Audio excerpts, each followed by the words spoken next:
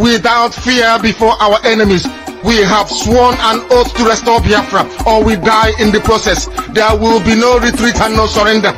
If the option they give to us is to seek our restoration by violence, every living thing living in the zoo will be destroyed. All the animals will be destroyed. It's a promise and a pledge we're making to them. They must understand that we just don't.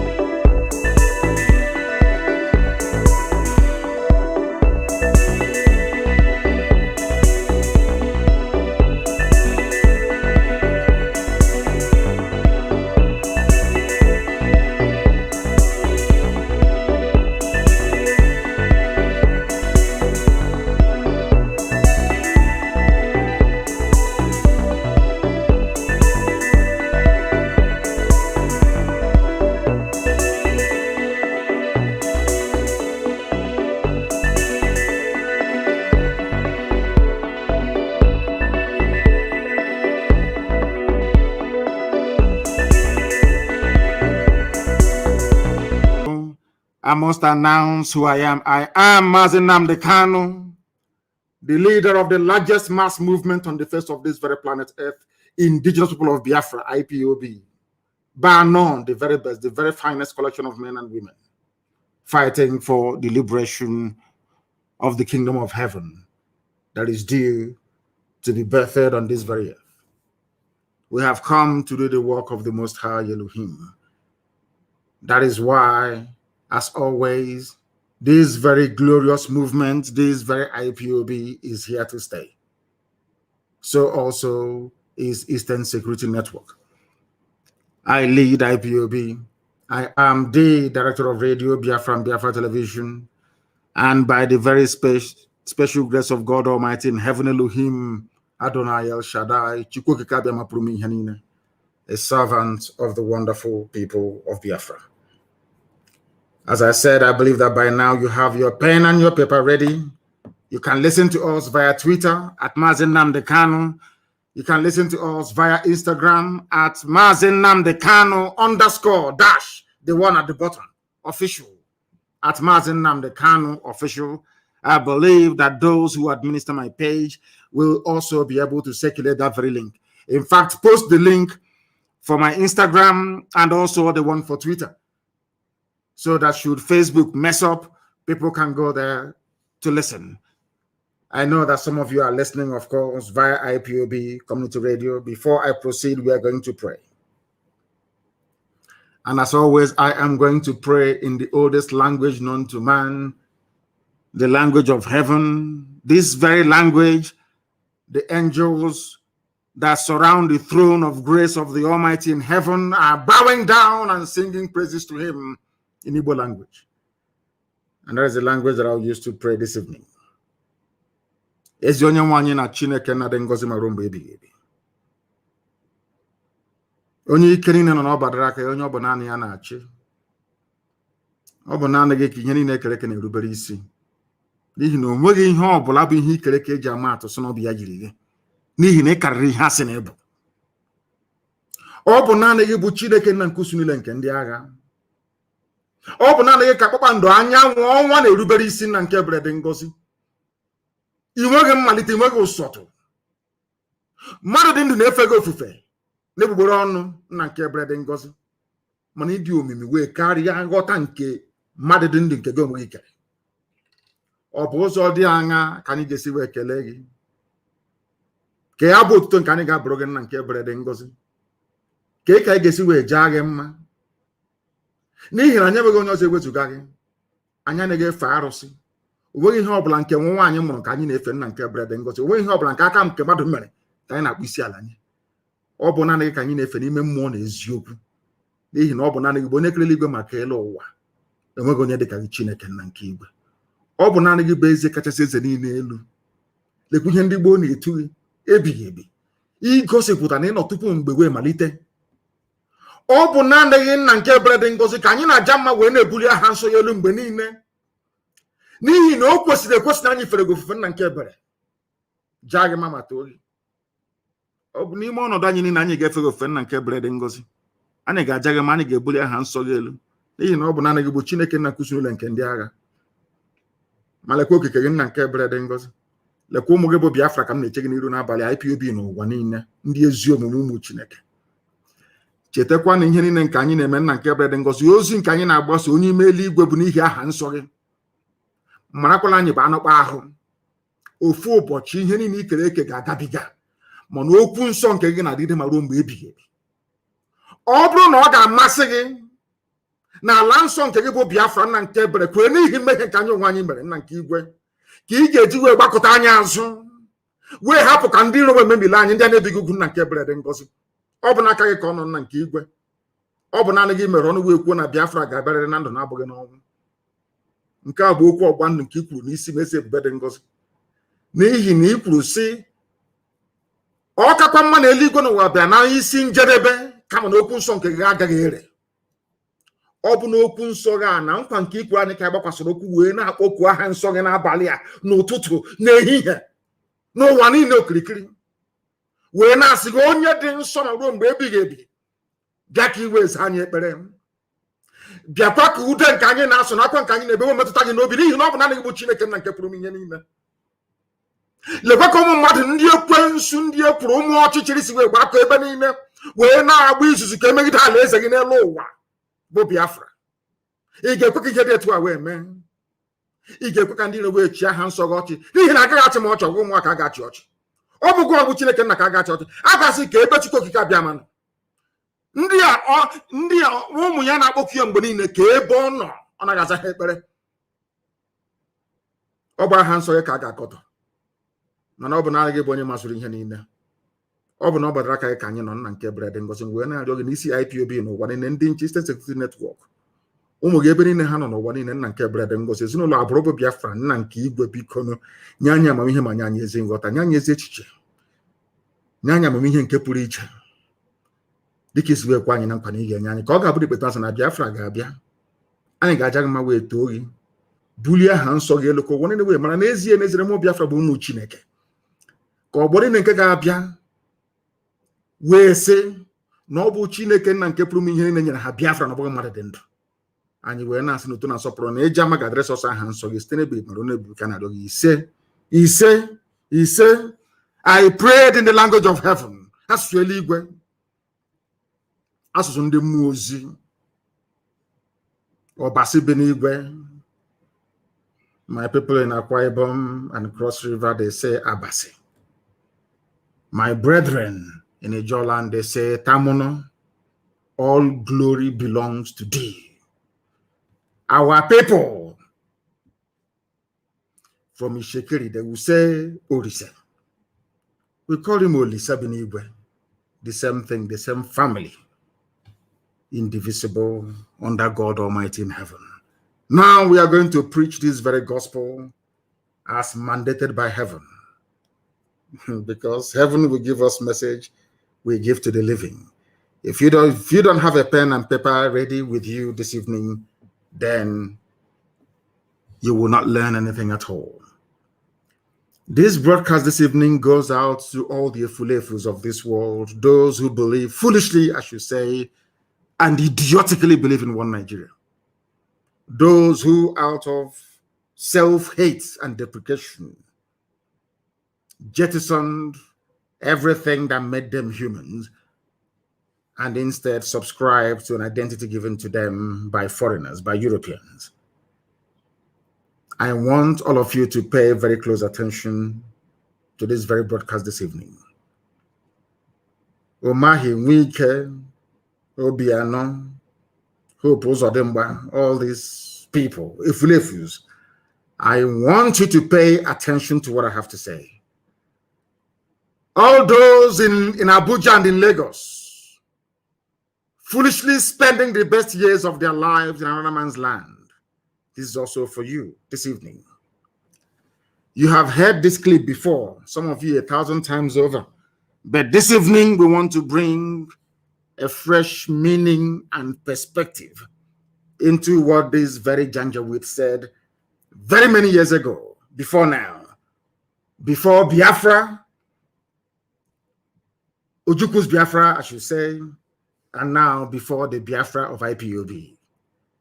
What this man had to say predates the 1966 coup. What this man had to say predates all the difficulties and problems that have bedeviled the Zoological Republic till date. I want you to understand something this evening. I want to prove to the whole world, because I know that the British, those that run the zoo, the British High Commissioner, Katuna Lang, is a woman, a white woman. US ambassador, all the diplomats that are listening, because anytime we broadcast, the whole world comes to a standstill. They all listen. They are listening this evening. And I will encourage them to also bring their pen and their paper ready, please. I want to prove beyond every conceivable doubt that Fulani is the problem of Nigeria. Fulani started the problem of Nigeria from day one. Over the years, they toned down their rhetoric. They moderated their behavior. Now they have come into battle with AK-47 and their Nama, their cows. You have listened to this clip 1 billion times over. This was the clip I played in the year 2015 that led the late Buhari, because Buhari is dead, the late dead Buhari, to comment about Radio Biafra, to say that they will ban Radio Biafra because of this very clip I'm about to play now. And I want you to come to this broadcast this evening with an unbiased mind. Come very clean and clear, that God Almighty may judge you justly. I am going to play this very clip for you. And upon this very clip and what this man said, are we going to base our discussions and analysis this very evening, morning, noon, or night, depending on where you are. Listen very carefully, I beg of you, please. It's very, very important. And as I'm doing so, please, somebody should endeavor to put it on my page. In fact, on all the platforms, that the world may know that we are not the aggressors, that the world may know that Fulani people are troublemakers. Fulani people never wanted Nigeria to work from day one. Fulani people, they are the bane that Nigeria is backward today, is down to only one group of people, the Fulani tribe. When I say it now, I know that Kadira Mohammed will say this was what obtained in Rwanda in places and things happen. And they said it's pure rubbish. What we are presenting this evening are facts and figures. Please listen very carefully, especially Efulefus from Igbo land.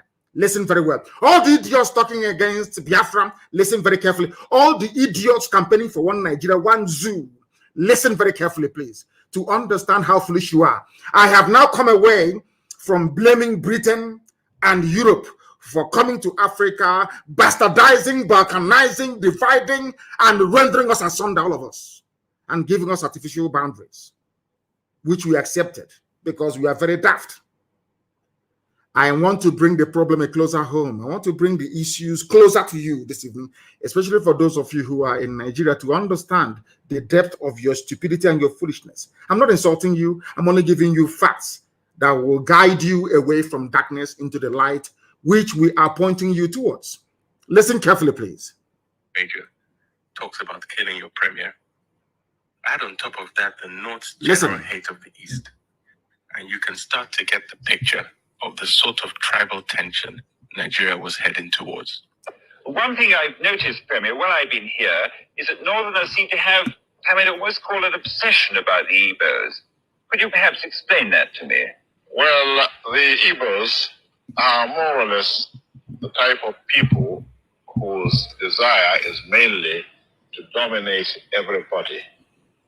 If they go to a village to a town, they want to monopolize everything in that area.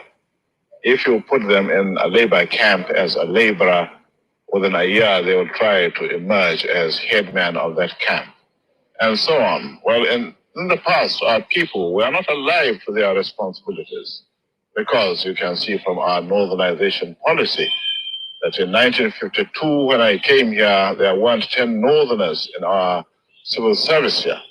Then I tried to have it northernized, and now all important posts are being held by northerners. Is this policy of filling all key posts in the north solely with northerners and not with other Nigerians a temporary or permanent one? In actual fact, what it is a northerner first. If you can't get a northerner, then we take an expatriate like yourself on contract. If we can't, then we can employ another Nigerian, but on contract too. This is going to be permanent, I should say, as far as I can foresee, because it will be rather dangerous to see the number of boys who are now turning from all our learning institutions, coming out with having no work to do.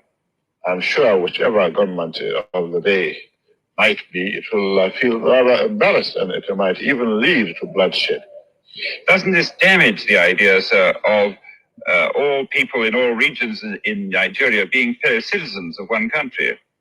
Well, it might, but you are, new to our region, but how many northerners are employed in the east or in the west? The answer is no. And if there may be 10 laborers employed only.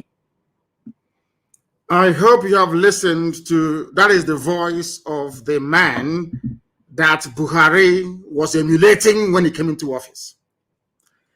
Buhari was following the footsteps of this very man you've listened to now. He was the Sadwana of Sokoto, the leader of the Northern Nigeria People's Congress. He was the leader of the North. Anytime you have a Janjaweed say their founding fathers, they were referring to this very man. You just heard his voice now. He was interviewed, should I say, rather bizarrely, independently, so to speak, by a BBC journalist. I believe that was in the late 50s to early 60s. These are the people responsible, so we are told, for bringing the so-called, should I say, flag independence to Nigeria. Anytime you hear, be it the Senate president or anybody from the northern part of the zoo, talk about their founding fathers, they were talking about this man. And this man was asked a question by a white man. The interviewer is a white man working for the BBC. They asked this black man, this very baboon in a zoo, his name is Sir Ahmad Bello. He was knighted by the Queen of England, Queen Elizabeth. Understand this very clearly. That is why I said it is better for you to bring your pen and paper this evening. Even if you don't come to lectures again without a pen and paper, it's better for this evening. You must have one. Very, very critical, please. This man, alongside Awolowo and Azikiwe, and to an extent, Tafawa Balewa, they were responsible, so to speak, for should I say, forging the new Nigeria that Britain had created. It was in 1960. After independence. And he was asked a simple question, a very simple question. Why do you hate Igbo people so much? These are Fulani people. I want Okezibaso, I want Hope Uzodinma, I want all of them to, I want Wike, I want them to pay attention this evening. I want Ohanes and Ndioshi, George Obioso, pay very particular attention, because what this man said in late 50s and early 1960s is still prevalent today in our lives. And I'm going to prove it to you this evening, one after the other. The man asked him, in other words, this is where I get upset with Katrina Lang and the so-called British mission in Nigeria.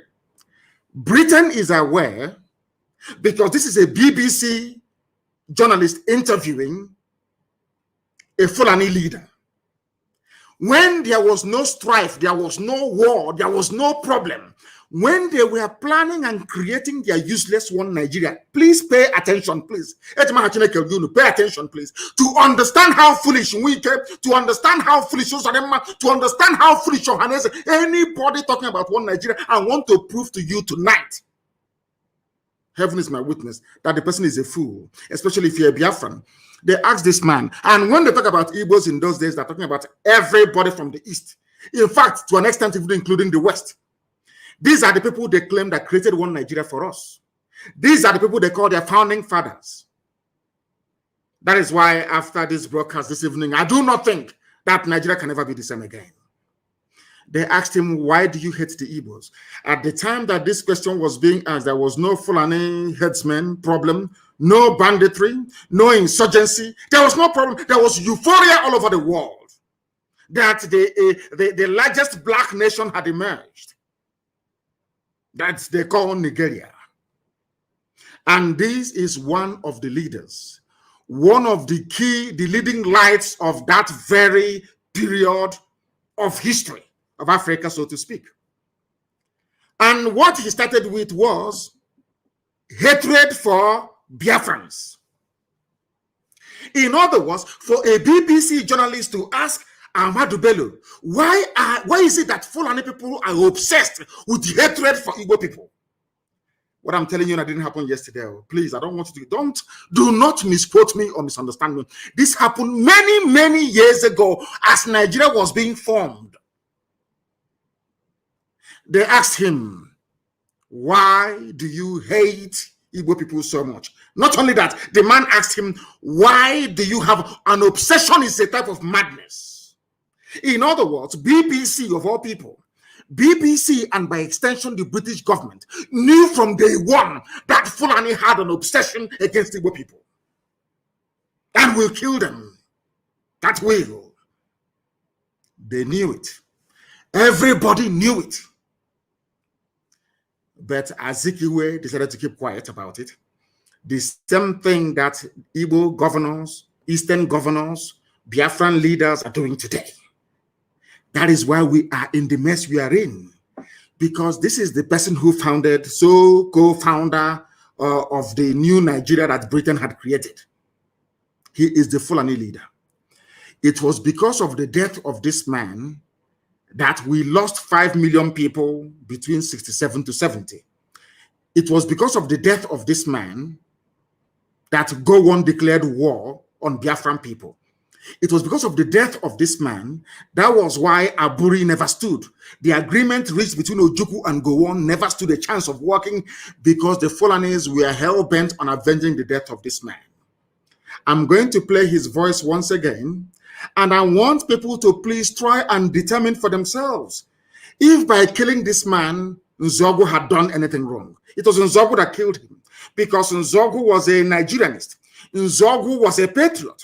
Nzogu felt that what this man, I want to let the world understand what led to the war and why Britain said that Nigeria must go to war against Biafra. You must pay attention this evening. I'm begging you.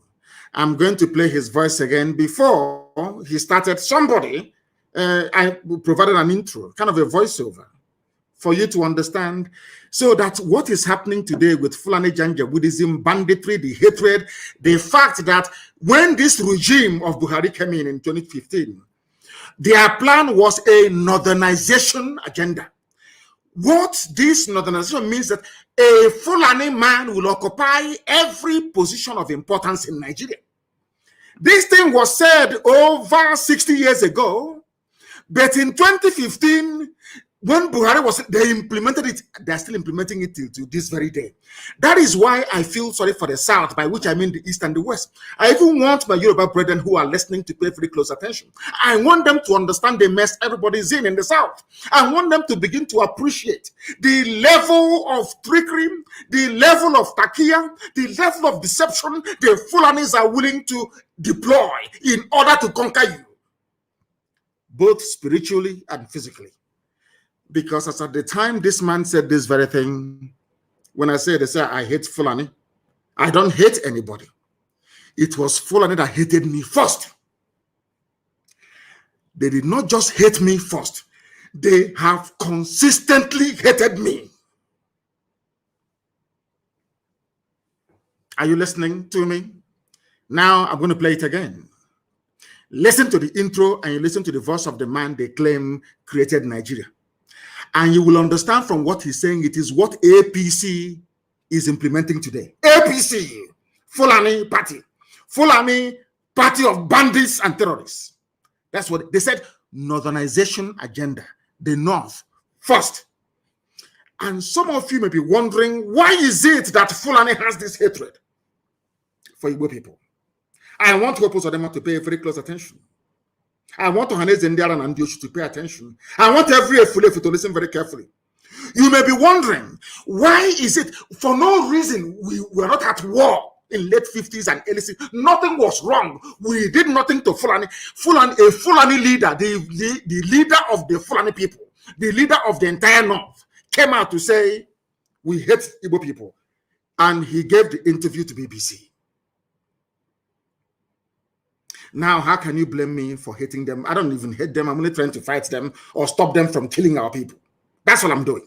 I want to tell you that what they are planning, what the plan of APC today was what Ahmadu Bello has scripted down. I said that was why in 2003, 2011, 2003, 2007, 2011, Buhari kept contesting.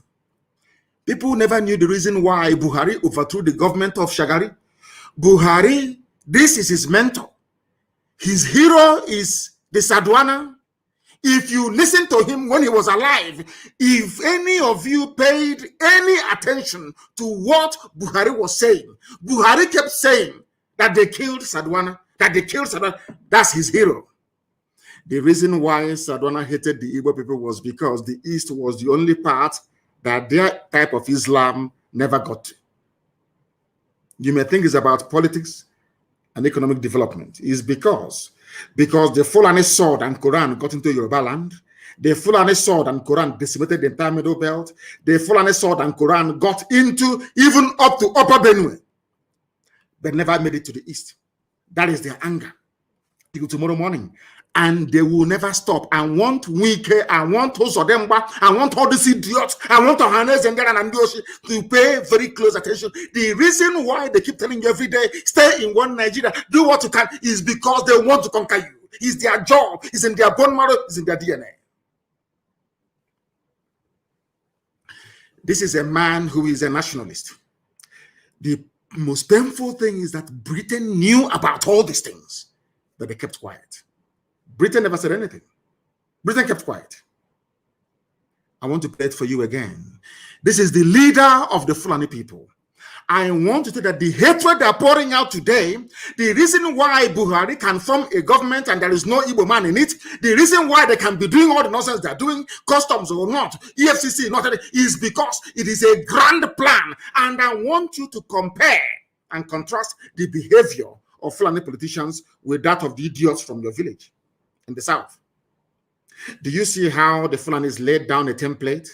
Not just a template of political domination, but a template of complete and total annihilation of every indigenous ethnic group in Nigeria.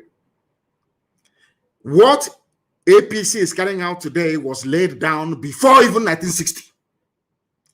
They have been pursuing that same agenda, year in, year out. But some of you are too blind to understand what lies in front of you. This evening, we are exposing them that the world may understand, that the world may know why we are doing what we are doing. I'm going to play it for you once again. Please pay very close attention. And this time around, I'm going to interrupt.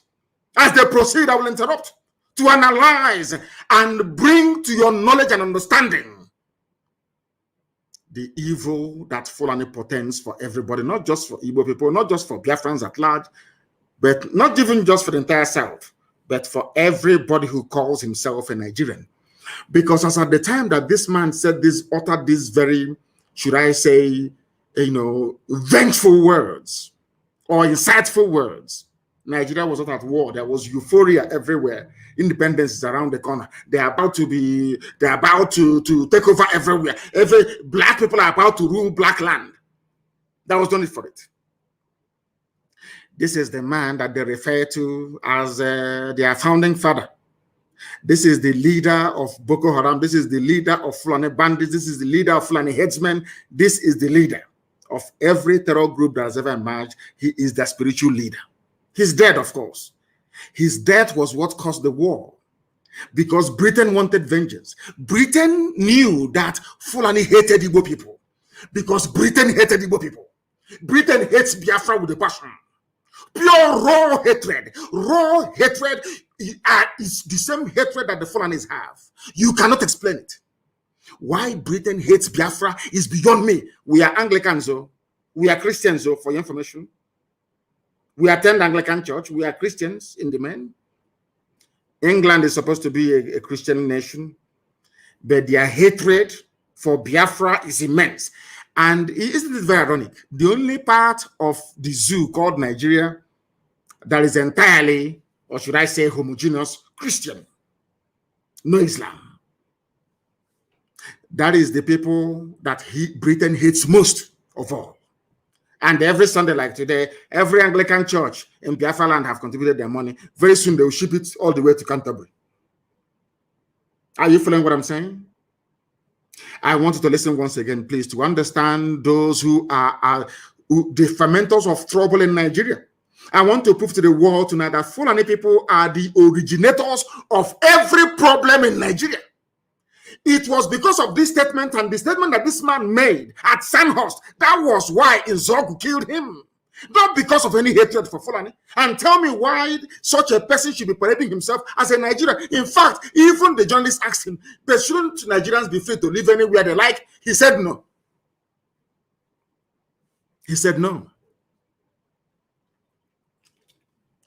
And tomorrow morning you sing, I pledge to Nigeria, my country. Do you see why I call Nigerians fools and animals? This is the reason why. Because they can reason very well. I don't understand the reason why somebody should be proud of a country where those they claim shaped it are against a particular group of people. Because Islam did not get there. Because they did not conquer us. Let me play for you again. Major. Listen. Talks about killing your premier. Add on top of that the North's general hate of the East. And the North hates the East. Ask yourself why. They love Yorubas a little bit, because that's why they said we are Yoruba forest, we're not leaving, we're not going anywhere. That's what Mietiala said, a terrorist group. That now and again they go to Asorok and they collect their own share of the money. They buy more weapons, they charter private jets, they fly in the weapons, and they're in our forests, killing us every day. I want people to understand what I'm saying tonight is very, very important. Why is it that the North hates the East? What is this hatred for an Igbo man? I'm asking. Because we are hardworking, because we are blessed, because Elohim is with us, because anywhere we go to, we bring light and we bring blessing of God upon that very place. Is that why you hate us? For no reason. Britain is aware, EU is aware, US is aware. Everybody knows. Now, why do you want us to stay in a land brimming with such hatred for a particular group of people that led to the death of 5 million of those people? We are the only people in the world, only Biafrans are the only people in the world having suffered the level of genocide we were subjected to, or should I say Holocaust. And we are still in that same country that killed us. Only us. No other people, nowhere else in the world. That is why we must change our thinking.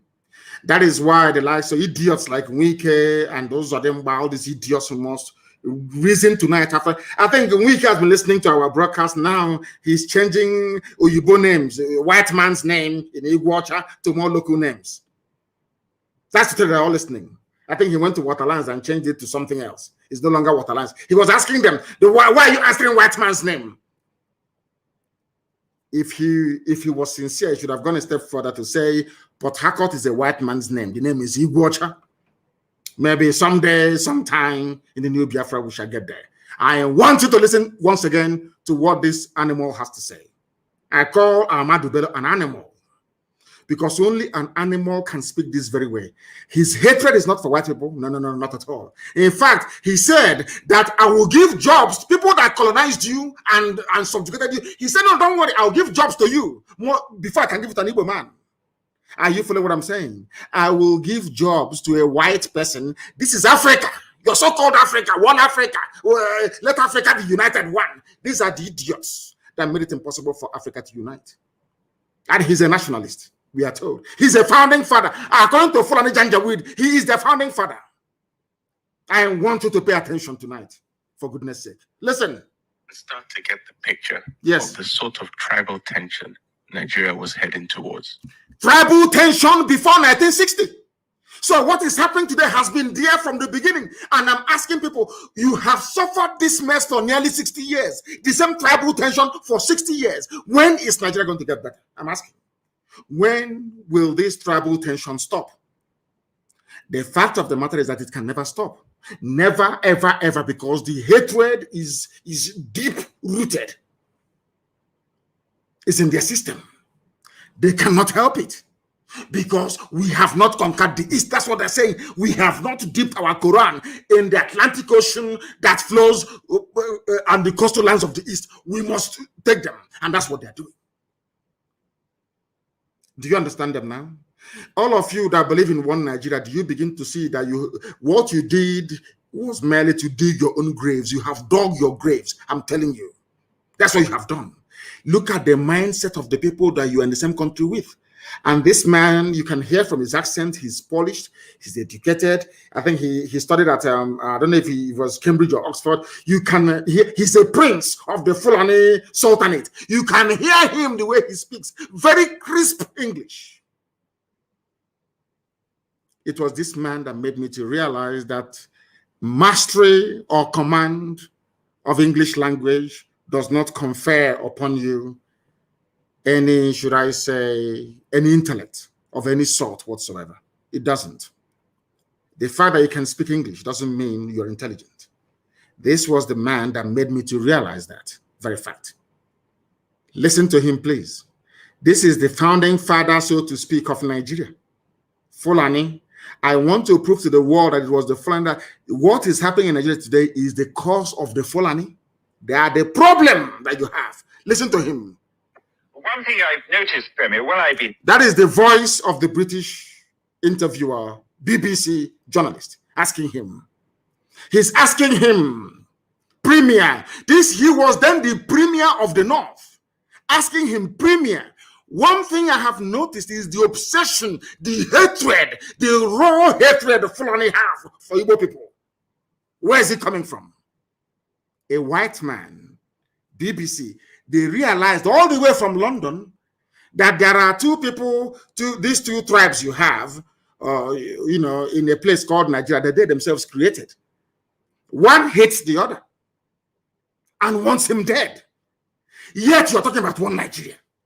I'm asking you, with this level of hatred, on what basis, therefore, are you campaigning or championing one Nigeria, especially if you're from the East? On what basis, I ask you? How? Please explain to me. On what basis? Let us hear the journalist and the question that he had to ask. Listen. Here is that Northerners seem to have, I mean, almost call it obsession about the Igbos. Northerners have an obsession about the Igbos till tomorrow morning. That is where we are told that Ahmed Lawan, now the president of their so-called Zoo Senate, went to Imo State and was saying everybody should come and join APC. This is their plan from the beginning to conquer us from the beginning. Conquest! But unfortunately, a typical Igbo idiot in Abuja or Lagos cannot seem to realize this. The handwriting is there on the wall. They cannot seem to realize what is going on. A white man all the way from Europe is asking a black baboon in Africa, why do you hate your fellow black man? The man said, I will give you a job as a white man. The same white man that we are struggling to become independent from. The same white man that killed us, put us in jail and everything. And that is the man that is the hero of Fulani. Do you understand it now? Do you now see why the zoo must fall? Do you see why Nigeria cannot stand? Do you see why anybody championing one Nigeria is an absolute and total idiot? A fool beyond the fool. Do you now understand why we say so all the time? Listen, please. Could you perhaps explain that? Explain to us why you hate us. The Igbos are more or less the type of people whose desire is mainly to dominate everybody. In what way? I want to answer the Fulani Janjaweed. This was, I want you to understand. I want to also let you people know this evening or morning or night, depending on where you are, the reason why I said anybody calling himself a Niger Delta or South suffer from the same mentality, the same idiocy. Do you see where they got the nonsense from that Igbos are domineering? And in a short while, I will ask this man to tell us in what way, or should I say ways, are Igbos domineering? Because if you go now to some parts of Cross River or Akwa Ibom, or I should say before, not now, not anymore, and Bayelsa or Delta, and ask them, they say, we don't want to be dominated by an Igbo man, especially his own brothers and sisters. Echoing the same sentiment of a Fulani Janjaweed that hates them. Because when this man was talking about the Igbo people, he was talking about everybody from the East, and sometimes from the West as well. Listen carefully. One Nigerian is, listen, those that believe in one Nigeria, let's build a future. This is their template. It can never change because they are Janjaweed. They follow their leader, whatever their leader does, whatever. If the leader says to them, oh, go and kill people, they'll go and kill. This is Fulani Janjaweedism. This is the man that the late dead Buhari was following in the footsteps. Now, listen. Igbos, they asked him, why do you hate Igbo people? He said, because they are domineering. The same thing they said about the Jews all over Europe. Just because they're successful, because God blessed them. That is all, that nothing more. I hate Jews. Why? I don't know, but I hate them. Why do you hate them? They took over the banking system. Okay, because they are doing something that you cannot do. The same thing about Igbo people in the zoo called Nigeria. By Igbo, I mean the whole of Biafra in Nigeria. I want our people to pay attention tonight so that their brain can be cleansed properly. They asked him, a white man asked him, why do you hate Igbo people? Asking a Fulani man, I want Fulani to know that you brought the hate to me. You are the original haters of other people. You have no right to complain. You people are the original haters. You started the hatred before anybody else. Listen to what he has to say. Igbos are domineering. Now we want to find out how did Igbo people go to Sokoto and take over Sokoto? Is an Igbo man the Sultan of Sokoto? Is an Igbo man the Emir of Kanu? Is an Igbo man the Emir of Bantu? Please tell us, how did they dominate you? If they go to a village, to a town, they want to monopolize everything in that area. They want to monopolize everything. As I told you, these are congenital liars. Fulani are liars. They are liars and deceivers. And I feel sorry for some of you in the zoo. Some of you that allowed Fulani to deceive you. They can't deceive me. They can never deceive me. They asked the premier he's the premier, the political head of the North. He said, why do you hate Igbo people? They are domineering. How? Any village they go to, they want to dominate everything. Now I want to ask him, Igbos were everywhere in the North. Is an Igbo man an emir in the North from before his time till today? But he said they want to dominate. What he meant to say is that God blessed them because there is something about Biafran people that the Fulanis can see that incidentally, Ifulefus cannot see in themselves. This man understands one very simple fact, that the Biafran people are like the Jews of Africa, as Henry Kissinger said and wrote in his memo to President Nixon, that he believes that Biafrans, especially Igbos, are the wandering Jews of Africa. Henry Kissinger said it, wrote it in a memo. Go and check. Go to the Library of Congress in America and go and check. I'm not going to give it to you. Some of you are very lazy. You cannot read. You cannot do any research. Go and research it yourself. You say that. How are they dominating you? They are dominating me by coming into my town and developing it. They are coming into my town and teaching our children how to read and write properly. They are opening businesses. They are successful. That is how you dominate them. Are you listening to me?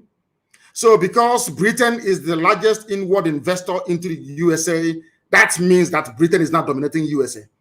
Or in the late 80s and early 90s, when Japanese people and businessmen were the highest investors in the USA with Toyota, Nissan factory and everything else, that means that Japan is now dominating USA.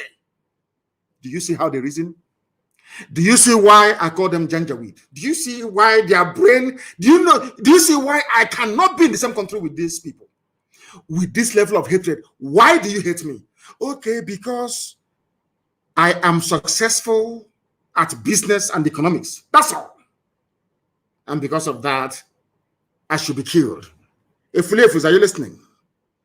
I want to prove to all the Efulefus that the hatred today in the zoo was brought about by Fulani Janjaweedism. Listen carefully, please.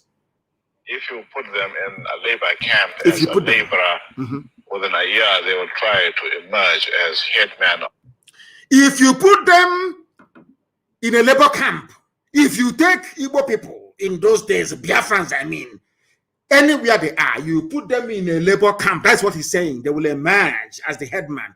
Why are they emerging? Is it not the same way that Joseph emerged in Egypt, in the house of Pharaoh, from nothing, to show that the blessing of God is upon these people? You cannot suppress.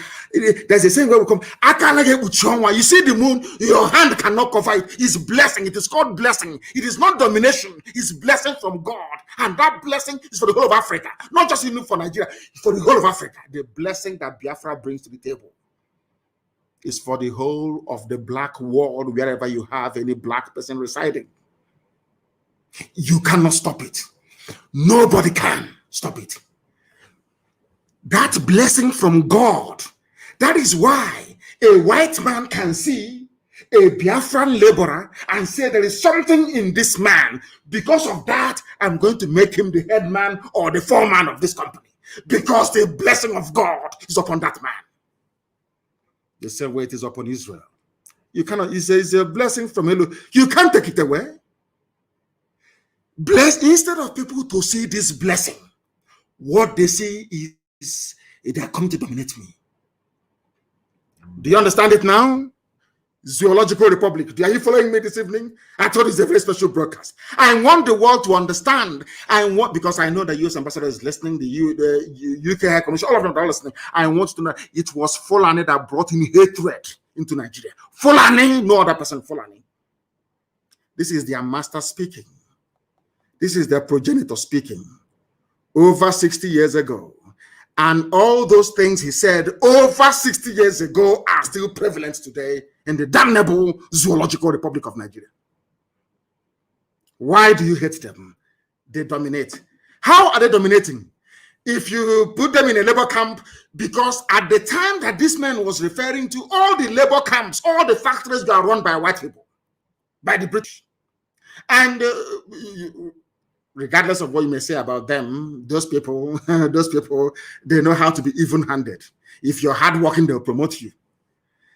These British people saw the blessing upon these people from the East. Children of light saw them. That was why Igbo people dominated the civil service, not because they wanted to, but because God's mercy and blessing was upon them. That is why they are hated. Not because they've done anything wrong. You hate them because God is with them. And no man can destroy it. It's a blessing from Elohim. They call it domineering and domination. Now you understand me, don't you? Do you understand now? The Igbo people are ancient people, very old, the oldest people on the face of this very earth. Bano. Ndibo, ancient, that's the meaning of it. Old people, old. The center of the world. That is why they occupy the center of the world. Zero longitude, zero latitude, the very center, the very beginning of life itself. God did not make any mistake by placing us there. I want all of you, both the Efulefus and those who are normal, who are listening to me this evening, to understand this very gift. The more we misuse this gift that God gave to us, the angrier God will be with us, and the more destruction we are likely to face. And there is only one solution to this problem: freedom. Because when freedom comes to Biafra, freedom will come to every black person on the face of this very earth. That is that thing that people see. And they say they're domineering. They are this, they are that. It's a blessing from God Almighty in heaven. Let us listen to Fulani Janjaweed. Why do you hate an Igbo man? If you place him in a labor, did you place an Igbo man in a labor camp? The time that we are referring to, it was the British who were in charge. It was the same white people that were picking Igbo people and making them foreman and headman, because the grace of Elohim is upon them. When you see them, the light of God is shining.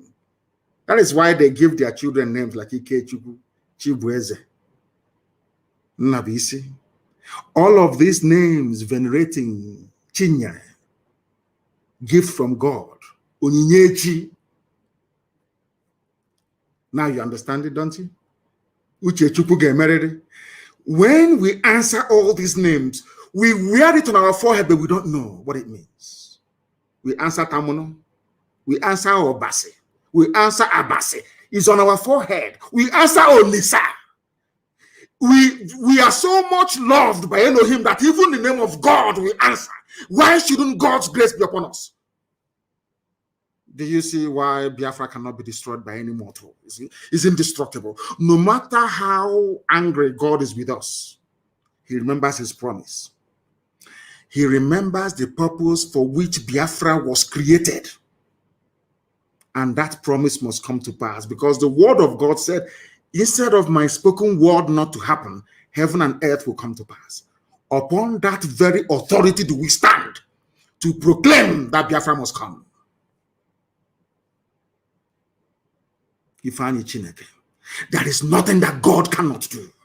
But to the ordinary person living in the flesh, to a mere mortal with a temporal mindset, you cannot understand it. It's only those of us in the spirit that can see it. You have to be able to discern what is happening, to be able to understand what Biafra means. Some people are running about shouting, Biafra, Biafra, they don't mean. They have no idea what Biafra means. You people is an example of the fulfillment of God's promise upon the lives of men. In other words, Biafra is beyond politics. Biafra is beyond what man can understand.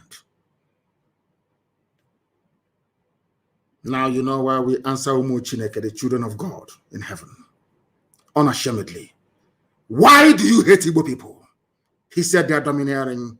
How did they dominate you? Because anywhere they go to, the grace of God is upon them. Even the white man will call them and ask them to head a factory. And then their brothers will come and they even receive more blessing and they become millionaires and they become billionaires in a land far removed from their own, because the grace of God is with them. God goes before them. That's the name they give to their children. Before we come to your land, God has already prepared it for us.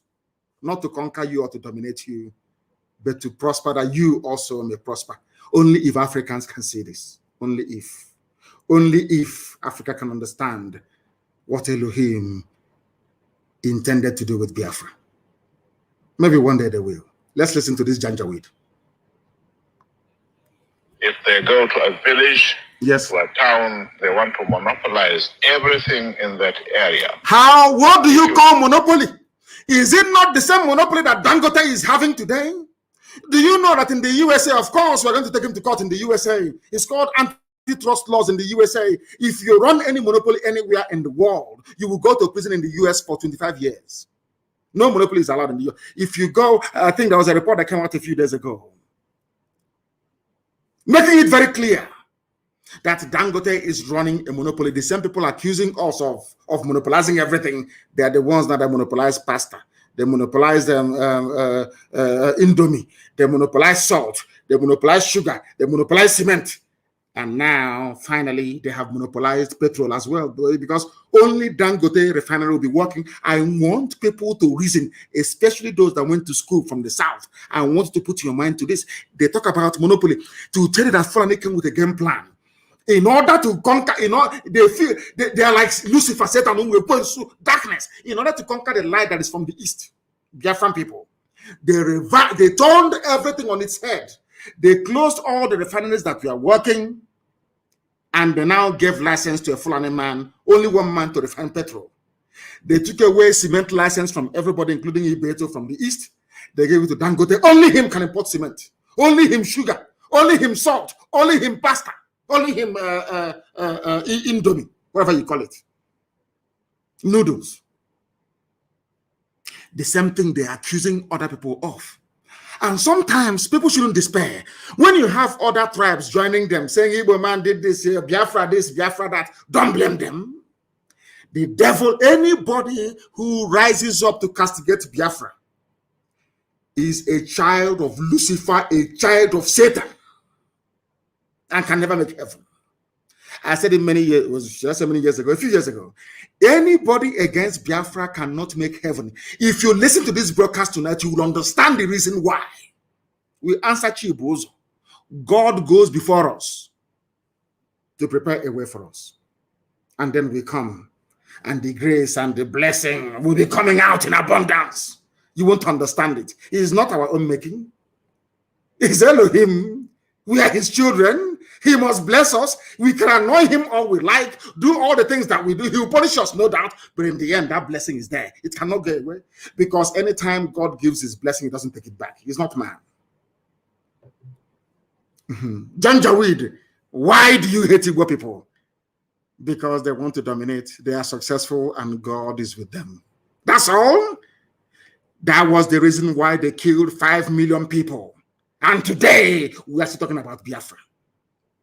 Because Biafra is the promise of the Most High in heaven. Listen. Put them in a labor camp as a laborer.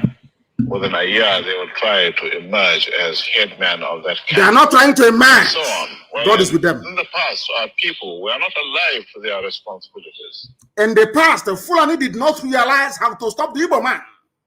Fulani did not realize how to stop Biafra. But now we have realized it. That is what they said over 60 years ago. That is what they're still doing today. You must pay attention, please. Because you can see from our northernization policy that in 1952, they now have a northernization policy. I'm going to this thing is talking about happened in the late 50s, even before independence. Listen carefully. In the late 50s, before independence, that same thing is happening today. In a short while, I will show you how it is called a Fulanization agenda, more like. All those years that Buhari was crying for losing elections, it was because he was saying that what their progenitor is saying, they wanted to finish this job of jihad by stealth, started by a descendant of Othman Danfodio. You are listening to the voice of the Sadwana of Sokoto. He should have been the Sultan of Sokoto, but because he was into politics, they gave him a special title, the Sadwana of Sokoto, and shipped him to Kaduna, where he was reigning, where he was the king. Now listen carefully. He said, we are now alive. This was the man that wanted to continue what his great-grandfather started. His great-grandfather is Othman Danfodio. He's a prince. That was why when they came into Delta, when they came into, what is it again? Into Delta, I want to remember what is wrong? Is it old age or what? I keep forgetting things these days. Opanam. When they got to Opanam, in Zogu's village, they killed every male child in Opanam, almost. Only those outside survived, because this is a prince of the Sultanate. This is a prince of the Fulani Emirate. This is a direct descendant of Othman Danfodio, the man that defeated Hausa people and took their land. This is his great-great-grandson. You are listening to his voice. Othman Danfodio, that's the great-grandson. No, great-great-grand, I think it's 3 generations or thereabout before him.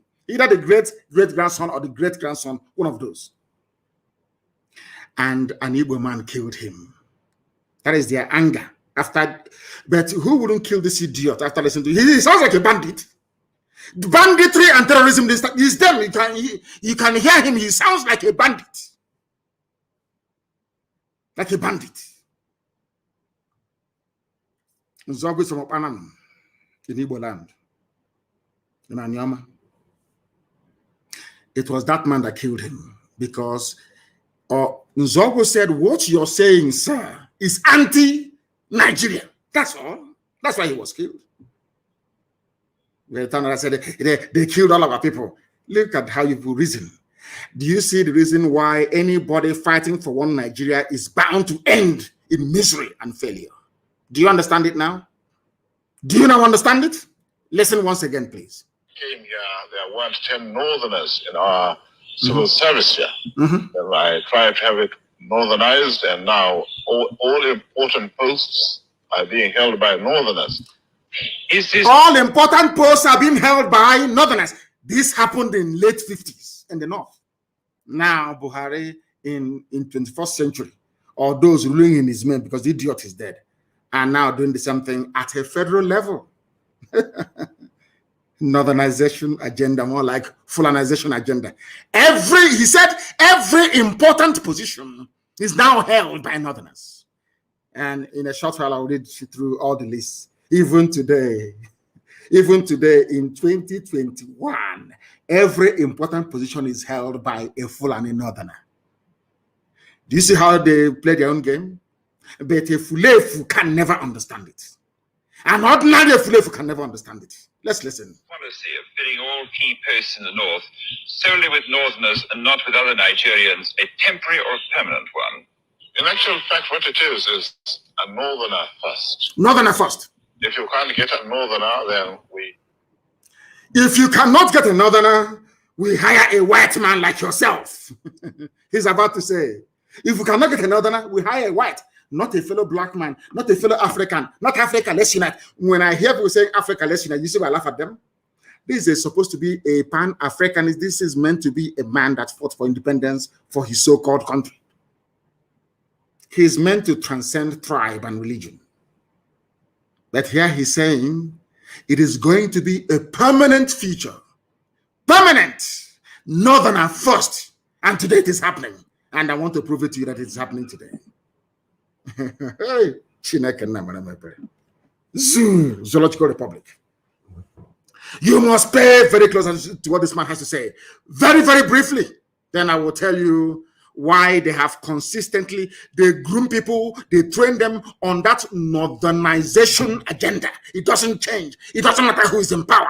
A northerner has to be the chief of army staff. A northerner has to be the chief of defense. Everything is north. Everything north. You see the reason why? They know what they're doing. Because they know that we are black people. After a while, we accept it as the norm. It can no longer offend our senses anymore. Did you see it? Do you see it? It didn't start today. This northerner first, this northernization, colonization started all the way in the 1950s, over 60 years ago. 60 years ago, over 60 years ago, it started. Give a Fulef 1 bag of rice and 2 teaspoons of sugar. He will sell his entire village. Ask Fulani to come and occupy it. Do you see why ESN has come? We are the first and the last line of defense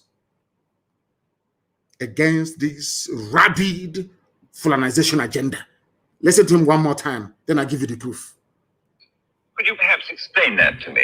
Explain. Well, the Igbos are more or less the type of people whose desire is mainly to dominate everybody. If they go to a village, to a town, they want to monopolize everything in that area. If you put them in a labor camp as a laborer, within a year they will try to emerge as headman of that camp, and so on. Well, in the past, our people were not alive to their responsibilities, because you can see from our northernization policy that in 1952, when I came here, there weren't 10 northerners in our civil service here. Then I tried to have it northernized, and now all important posts are being held by northerners. Is this policy of filling all key posts in the North solely with Northerners and not with other Nigerians a temporary or permanent one? In actual fact, what it is a Northerner first. A permanent one. If you can't get a northerner, then we take an expatriate like yourself. You take a white man, not black. If we can't, then we can employ another Nigerian, but on contract too. On contract. This is going to be permanent, I should say. Permanent. As far as I can. Fulani everywhere is permanent. It would be rather dangerous over 60 years ago to see the number of boys who are now turning from all our learning institutions coming out with having no work to do. I'm sure whichever government of the day might be, it will feel rather embarrassed, and it might even lead to bloodshed. It might lead to bloodshed. There's something that's happening today. That's one thing he got right. That unemployment in the north will lead to bloodshed, which is where you have Boko Haram, Fulani Janjaweedism, Yetiala, you have Fulani headsmen, you have ISIS in West Africa, you have bandits everywhere. Is it not happening now? Everything, I give him credit, everything this man said is happening today. That's why I played this clip. Some of you have seen it many times over, but your brain can never digest or the magnitude of what this animal is saying. An animal he is. Now let me prove to you that what this man is saying is absolutely over 60 years ago.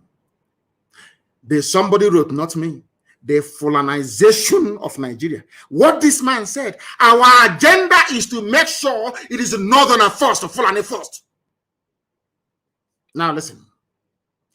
The Fulani oligarchy headquartered, look at the Sultan shedding his crocodile tears. That idiot, Sultan Sokoto, a complete fool, a complete idiot. He is shedding crocodile. Let's do something about one Nigeria. They know what they're doing. It's called deception, Takia. They know. There's some will play good cop, some will play bad cop. Today they will say, Arewa will say, we want referendum. Tomorrow another idiot to come and say, no referendum. They know they are playing with your mind, playing with your brain. That's what they're doing. Now, listen. Have you ever observed that the Fulani Caliphate, in collaboration with those they deceived with their Kanuri brothers, and to an extent Yoruba Muslims, how they have conquered Nigeria? Nigeria is Nigeria. I said all the Efulefus. I made one simple request. Go outside, just in a bar, anywhere in the world, and ask anybody, how do you see Nigeria? They will tell that Nigeria is an Islamic country. Showing you that you've been conquered. All of you, what IPOB, ESN, Biafra generation is doing is to free you from your slavery that you don't know you are into. That is why anybody from the south, even me talking about one Nigeria, I look at you as an animal because you don't know you're conquered. They have conquered Nigeria. They have captured the three arms of government. Exactly what the descendant of Ottoman Danfodio said that they're going to do. But let me remind you that Ottoman Danfodio said they will dip the Quran in the Atlantic. He said, we will dip the Quran in the Atlantic. That's what Ottoman Danfodio said. Now his great-grandson came out and said, we want to dominate everybody by blaming the Igbos that come to dominate us. So we dominate everybody. And one wretched idiot from Niger Republic that the father used to sell dog. The father will buy dog. You know dog, Obobo. Buy dog from villagers in Niger Republic and come to Daura to sell. On one of those trips, the idiot met the mother of Buhari and gave her one dog for free. And the next day, before, you know how those things, it's like chewing gum and biscuit in those days, and the Fanta, soft drink, with our women in the East. Chewing gum, you used biscuit, cabin biscuit, chewing gum, sweet. It's called hacks in those days. And a bit of Fanta. If you add Fanta, church Awasa. The same thing happened. This man gave a bogo dog to Buhari mother. That's how they get back to Buhari. Dog or bogo in exchange. The idiot is not even a Nigerian. He's from Niger Republic. Buhari. Where is the president of the zoo from? Those that are ruling in his name, his Fulani, to tell you that their northernization first agenda is now complete. Totally complete, they have done it. Where is their president from? Fulani? Or should I say presidency? Because there's no president. Presidency is Fulani. Chief of staff of Fulani. The Chief Justice of Nigeria, Fulani. Senate President of Nigeria is Kanuri, of course, is Fulani. They're all the same. Deputy Speaker of the Senate is Fulani. The Army Chief of Staff is Fulani. Navy Chief Fulani. Police IG Fulani. National Security Advisor is Kanuri, of course, is some Fulani, Janjaweed. DSS is Fulani. National Intelligence Agency, Fulani. Directorate of Intelligence, Army Intelligence is Fulani. Then listen to the ministries. I'm now reminded, go back to the voice of the man you heard a while back. Go back to it. Defense, Minister of Defense, Fulani. Minister of Finance, Fulani. So when they steal money, nobody can say anything. That's why somebody came out and said Buratai stole money. And their so-called presidency came out and said he didn't steal any money. They control everything. They can burn papers. That was why Army headquarters was set alight. Because of the loot, the stolen money. Buratai and the Fulani Janjaweed Mietiala, they never wanted the paper trail to lead to them. They burnt, they set the army headquarters on fire. That is what the Fulani do, and do it very well. Some of you may be too young. You don't remember somebody called Ibrahim Taher, the former Minister for Communication. His office was at the Nitel Tower in Lagos, in the Marina, Nitel Tower Marina. After stealing all the money meant for Minister of Communications, he set Nitel on fire. Go and check. That is how you know that Fulani have looted money. They set the building alight. Go and check. They set alight the Federal Inland Revenue Service in Abuja when they stole money from there. Now, Buratai as well set fire to Army headquarters in Abuja. Is it very clear to you now how they roll? Zoological Republic. That is the reason why they need to put their people everywhere. Because for them to put Hope Uzodinma in power, they had to make sure that the Fulani man is the Chief Justice of Nigeria. Do you understand the trick? It's very simple. To make sure that they get their man as Ohaneze, President General, they need somebody they control in Imo State. You know, that they may be driving cattle up and down, but Britain is advising them very well. And they are listening. Are you following me? To put Hope Uzodinma there, the Minister of Justice, Onogen, was pursued, chased away from office in Abuja, chased away by Mieti Allah. And they put Otanko, Eroplenton, a man that read Sharia law, Chief Justice of a secular nation. That is why I think that Nigerians are mad. Believe you me, Nigerians are insane. Their brain is not correct. Somebody that studied Sharia law is the head of the judicial system of the secular nation. Unbelievable. Unbelievable. Federal Capital Territory, Fulani. Agriculture, Fulani. Police Affairs, Fulani. Aviation, Fulani. We need to sing song with this now. Those who play music. Aviation, Fulani. Communication, Fulani. Power, Fulani. Water resources, Fulani. Humanity. Everything is Fulani. All the 19 northern governors are Fulani except Benue, Plateau, Taraba, and Kogi.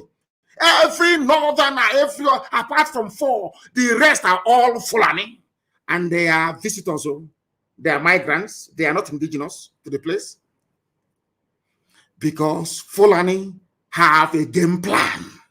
From the word go, their game plan is to dominate and subjugate you. Dominate and subjugate. They are the ones who are the thieves. But they are busy pointing at people. Hey, EFCC, it is whereas Fulani, nobody steals more than Fulani does. They are kleptomaniacs. They are real highway robbers. After robbing, they point at somebody else. Oh, no, look at him. Look at he's on investigation. And I asked Fulani, who stole more than what a Fulani man stole, Omar Diko?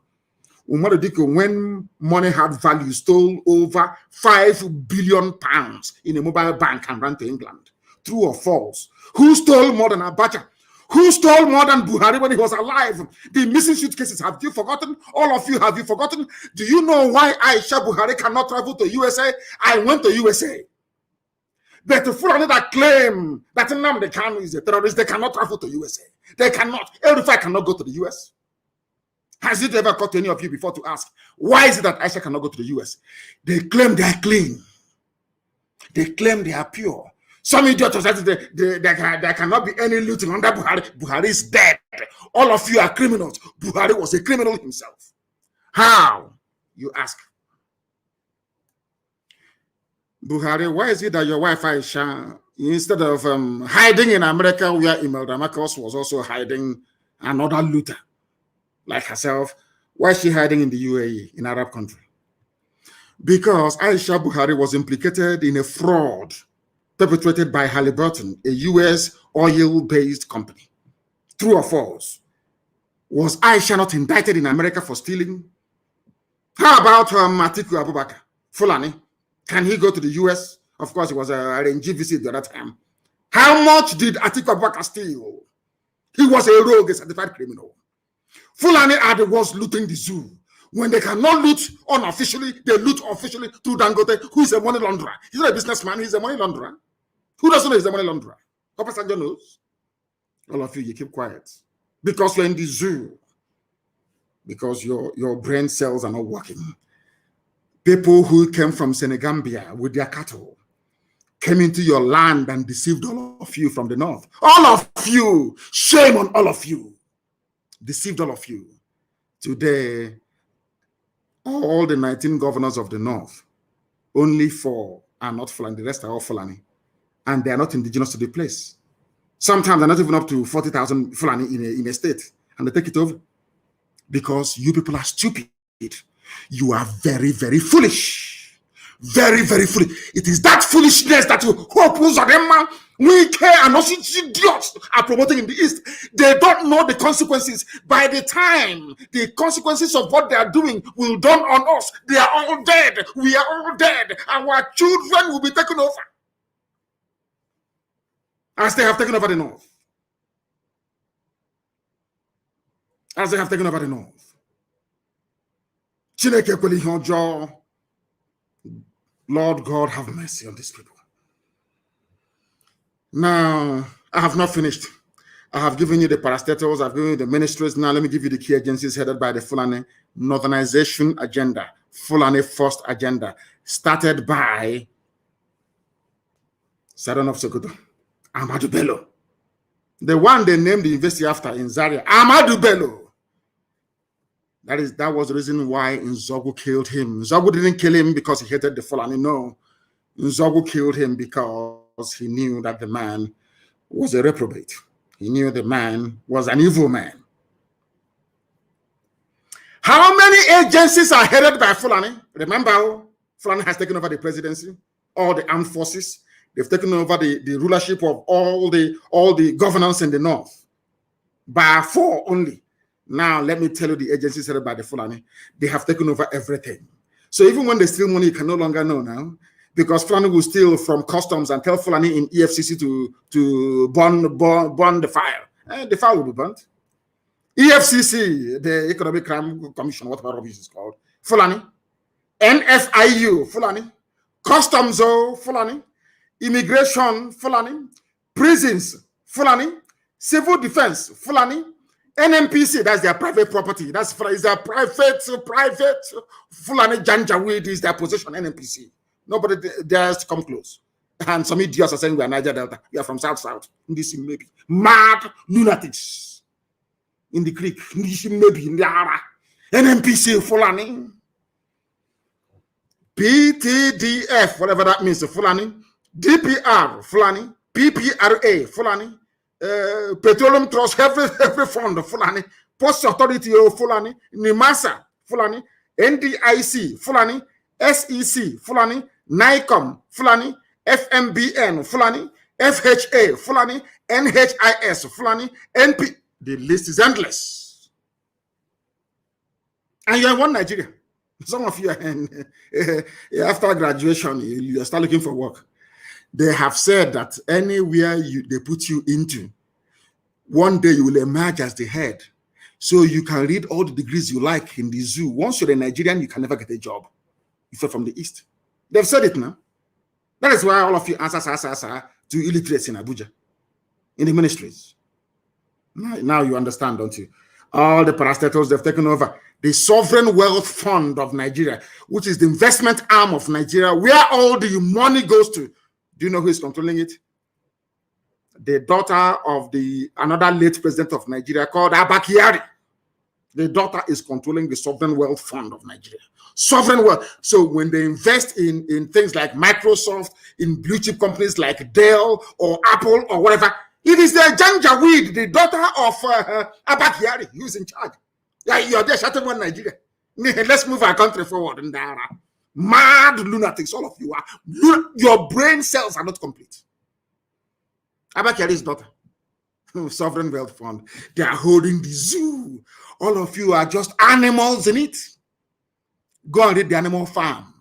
Some animals are more equal than others. Fulani are more equal than you because their game plan was well laid out from the beginning, well marshaled. If you talk, they bring terrorists against you. They unleash their bandits. When that doesn't work, they bring Mietiala with their cattle. You can never win. And they're in a hurry. They only have 2 more years. They're in a hurry. And by the time they're done with you, also the pain is that those of them are, now listen to me, the Hausa people that allowed Fulani to conquer them, they're all dead. Now their children are the ones suffering. No more Hausa kings, all you have are Fulani emirs. That's how these things are.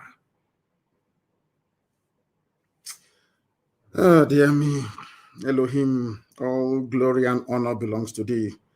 That is the reason why the Fulani came to Imo State. They tried to take over Imo State.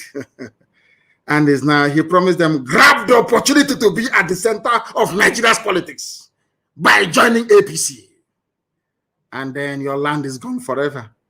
And then to join APC, you must give land for cattle ranching, for Ruga, all the rest of it. And our land will be gone. Hey, that is what Fulani told their Igbo slaves. Hope all of you were there watching Korokoro naked eye. From number 4 to number 1. And some of you call him governor. Some of you call us governor. Because you know nothing. Because you're cowards. I thank Elohim for IPOB. I thank Elohim for ESN. And how God sent unknown gunmen, I don't know, but I'm praying for them every day. They are saints. We have elevated them to sainthood. Unknown gunmen, they are saints to us. They are angels that we are seeing. We cannot see them anywhere. In fact, they're like angels. You cannot see them. You can't see them. Unknown gunmen, you can't see them. We don't know who they are, but they're doing the work of God. Unknown gunmen, as they did to them today in Akwa Ibom. We don't know who they are, but we're praying for them. Because to us, they are the only ones avenging what these animals have done to us. In the name of one Nigeria. Let me tell you one thing. This nonsense that the police IG said about establishing more police posts. It's like churches in the zoo. The more churches you build, the more, should I say, immoral the society becomes, or amoral, whichever one it is. The more police stations you build, the more lawlessness you will have.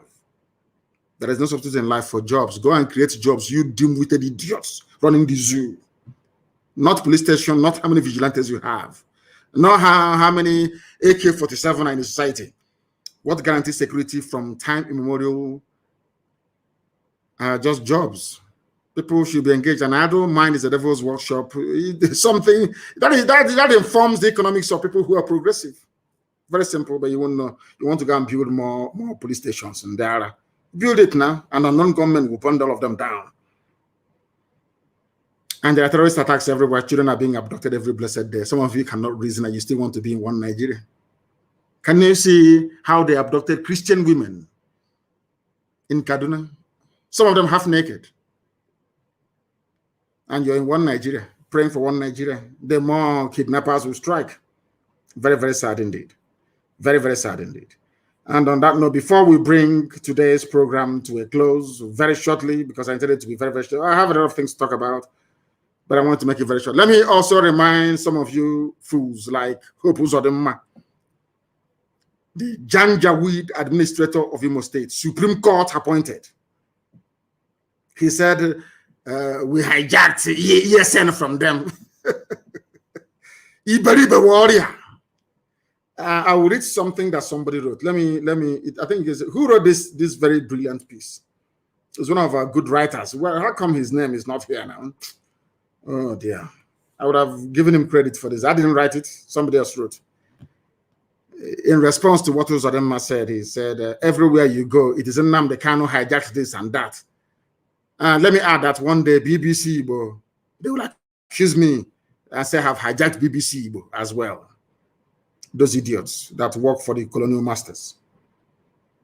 They said those of them I said Eastern governors, I hijacked ESN from them when they never got together to form any security outfit anywhere. Umahi was saying only 5-6 days ago that the thought of East-wide security network is dead. That's what they said. And let me remind you, of them, Eastern security network is everywhere across the entire East.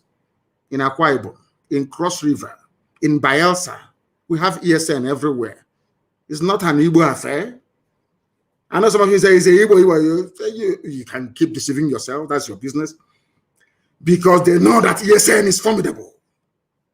Everybody wants to identify with the beautiful bride, ESN. Because ESN is doing something that the zoo army cannot do, the zoo police cannot do. Your eyes see what they're doing. Dedicated men and women, costing us a fortune, and rightfully so. Do people wonder where we get the money to support ESN from? Do you know where we get the money from? You don't know. Have we ever come to you before for money to support ESN? That's what's driving them mad.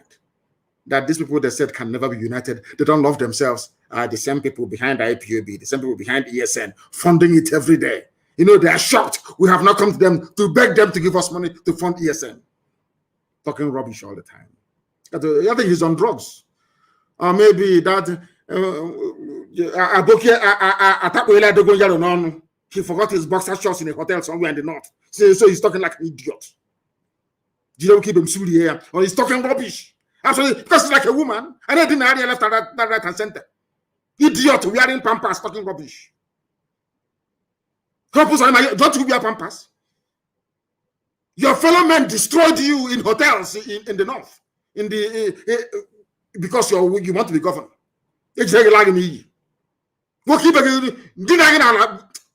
That idiot. May Elohim have mercy upon you. Fool. Do you know how we came up with the name Eastern Security Network? My happiness is that very shortly the West will adopt the same name and also the Middle Belt. Because we are very, very formidable. Next time, you will not only forget your boxer shorts, you forget your red cap there as well, in the hotel room, where your fellow man is wrestling you because you want to be governor. Look at how useless you are. Look at how useless you are. In Imo, look at how useless you are, an idiot like you. From 419 to Governor's Lodge. Shamelessly, you were a thief in Lagos. Obtaining by tricks, lying and sending emails. So why would you lie against ESN and IPOB and against me? Yeah? Why would you lie? After stealing you are a criminal. Hope can you travel to the US? You are a rogue, you're a thief. Everyone knows you as a 419er from there to Governor's Lodge. And you will lie and do anything to become governor. You went to the north, they useless to you, gave you that cap, you came back, you're talking rubbish. Do you walk on a straight line? You don't know, we know the telltale signs of those of you who have been to the north and been useless. From one Haruna to one Abubakar, from Abubakar to Umar, useless you all over the place. I think we don't know. You papa's not call you idiot like you. Was Rika said I took Radio Biafra from him. Every idiot I took something from the bagger. Even the file carrier said I took his file. I don't know who. It's not Elochukwu that wrote this. Somebody wrote this. I want to give him credit. I cannot remember anymore. Maybe in the next 2 days. Every blessed day, you took this from me. You hijacked our fund. You hijacked it. I'm no longer hearing about the first fund, though. That one is gone. It's one idiot now saying 2.4 billion from the UK. Anyway, there's a saying where we come from in Igbo. You know when you see a very pretty girl, as my wife is. And my mother before her. If you don't know what to tell her, you say, go and bath. That's what they're doing. They are shocked that we are disciplined and formidable. Because I am doing the work that I was born to do. To set the children of God free. That's what I'm doing. I've not come to this world to be a millionaire, to be a billionaire, to impress anybody, to ride big cars, to live it. That's rubbish. That's for to very wretched poor people. Not for us. I was born into opulence. If you don't know, let me tell you. So money doesn't move us. That is why every dime contributed goes towards IPOB, sustenance of IPOB, the movement, Biafra, and the Security Network. That's what we do. If you don't know. Look at the idiots saying we hijacked it. Do people, as your, you know, as when they invite you to come to Sokoto, you know what you're going for. You start sweating. Even in air condition, you're sweating because you know what they're going to do to you that night. You know that you are finished that very night. Oh my God in heaven, hope. Oh dear me. Every idiot, you hijacked this from us. Ohaneze Ndigbo said I hijacked the minds of the people. Southeast governors, I hijacked ESM. The zoo, I hijacked the Nigerian youths. I hijacked End SARS protest. Lai Mohammed said I hijacked the media. But nobody can hijack us. Hey, my goodness. And I have an announcement to make. No more fundraising in Biafra land, please. No more fundraising, I beg of you. Nobody should. I don't care who you are. No making of videos and saying we've run out of this land. That's rubbish. You are soldiers, you remain in the bush until you are resupplied, until you get reinforcement. Do not raise any funds anywhere in the world. And the UK remains shut down until I will announce in a couple of days a new leadership for the United Kingdom, IPOB family. As formidable as ever. We're not going back. I thank all of you for listening this very evening, morning, noon, or night, depending on where you are. Here, you have listened to Radio Biafra this evening, morning, or noon, or night. We don't have any other religion. By being a Biafran, you are religious by nature. That is why our religion is Biafra. And here on Radio Biafra is where we worship, because Elohim is our God, Almighty in heaven. From me, from here, believe it or not, with all the love in my heart. Good evening.